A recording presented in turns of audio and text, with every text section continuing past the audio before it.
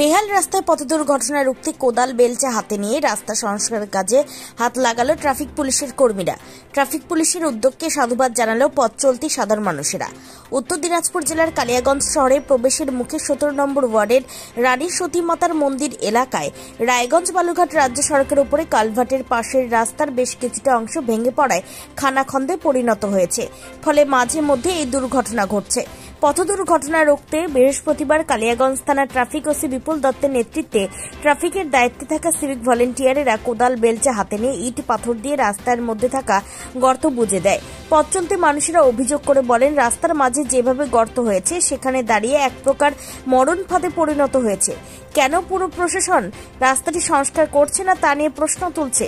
Traffic police যেভাবে এগিয়ে এসেছে তাদের এই উদ্যোগকে সাধুবাদ জানালাম।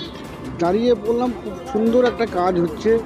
পুলিশ নিজে সচেতনতায় মানুষের যাতে কোনো দুর্ঘটনা না ঘটে, যার জন্য নিজেরা হাত লাগিয়ে রাস্তাটাকে ঠিক করছে। এর জন্য আমি খুব প্লিজ। রাস্তাটার অবস্থা খুব খারাপ, খুব বাজে অবস্থা। পুলিশ এখানে খুব সুনামের কাজ করছে। রাস্তাটা কি অবস্থায় রয়েছে এখন? রাস্তার অবস্থা খুব বেহাল, যে কোনো সময় যে কোনো একটা দুর্ঘটনা ঘটতে পারে। প্রশাসনের উচিত নয় রাস্তাটা ঠিক করা, পৌরসভা বা পিডব্লিউডি? অবশ্যই দরকার, কিন্তু এরা কেন যে নেগলিজেন্সি করছে বুঝতে পারছি। বড় ধরনের দুর্ঘটনা যখন ঘটতে পারে, যে কোনো বড় ধরনের দুর্ঘটনা ঘটতে পারে। বাইক নিয়ে আমরা চলাফেরা করি, অনেক সময় দেখা যাচ্ছে কোনো গাড়ি ডান সাইড থেকে দুম করে বাঁ সাইডে চলে আসে।